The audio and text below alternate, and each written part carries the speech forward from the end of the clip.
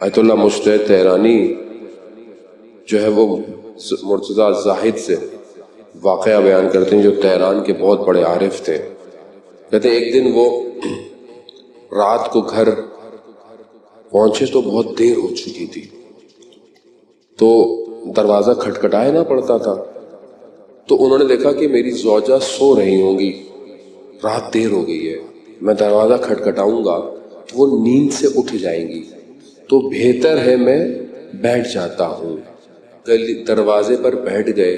تاکہ صبح کا انتظار کرے، احترام، تکلیف نہ دینا کسی کو۔ اسی وقت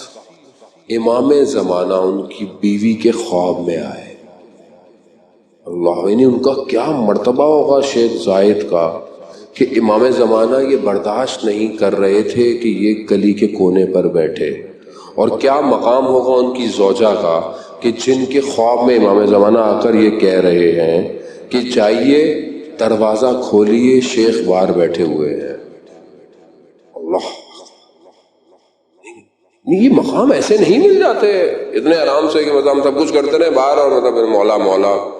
یہ تو مولا کا کرم ہے کہ انہوں نے اپنے پاس رکھا ہوا ہے، ورنہ جو میرے اعمال ہیں وہ تو پہلے باہر نکلے، بھائی کیا کر رہے ہیں، جیسے ہم ایک دوسرے کو باہر نکال دیتے ہیں۔